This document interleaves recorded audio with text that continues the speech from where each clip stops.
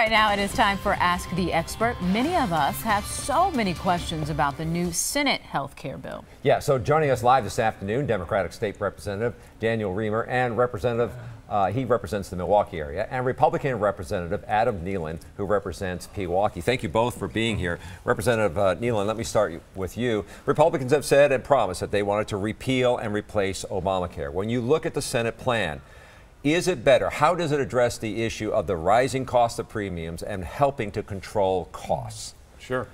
I think the number one issue is that it repeals the mandates, both the employer mandates and the individual mandates, which I think will go a long way in helping to restore some sanity in our process. Does that lower costs? I believe it does, absolutely.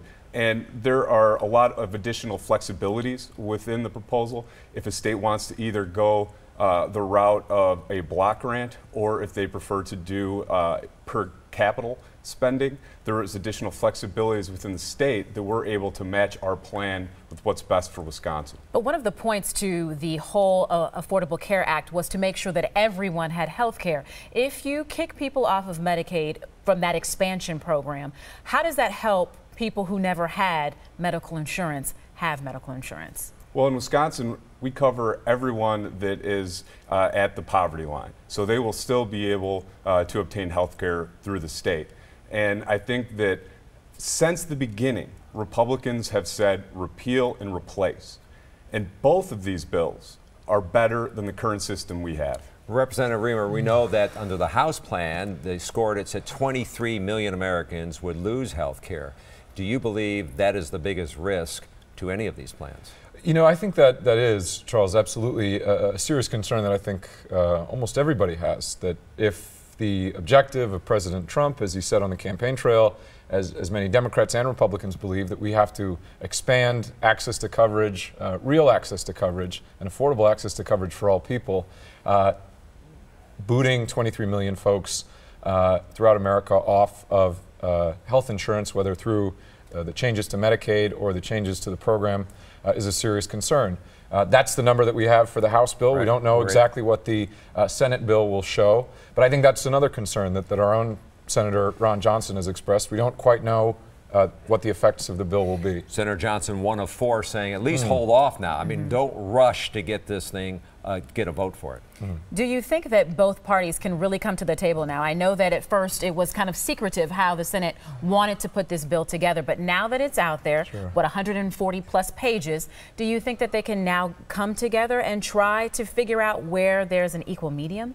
Sure. Well, I hope so. I can't speak for other Democrats, and I know Representative Nealon can't speak for other Republicans, but we've always tried to work together on important issues. But there are real differences about how we see this, this bill and this proposal. One of the concerns that I have, that I know others have as well, is that the proposal would allow states to opt out of so-called essential health benefits. So some of the basic services that insurance provides to people, whether you go to the emergency room, if you have a child and you need maternity care, or a pap smear, pap smear care for women's health.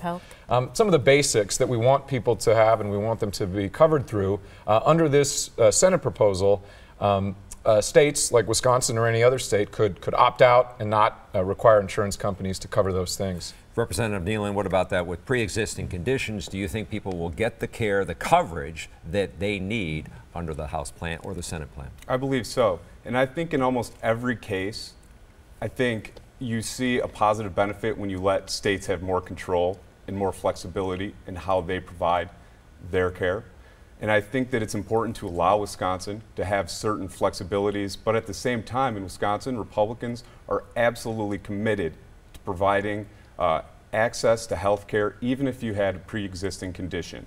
And I think that has been a universal through Republicans in Wisconsin. So I'm certain if we do have that flexibility moving forward, we will continue to provide health care to people that have pre-existing conditions. And we'll continue to talk about this. Representative Nealon, Representative Reamer, we appreciate you both coming in. I know you don't get a vote on this, but you have some input on it. We appreciate that.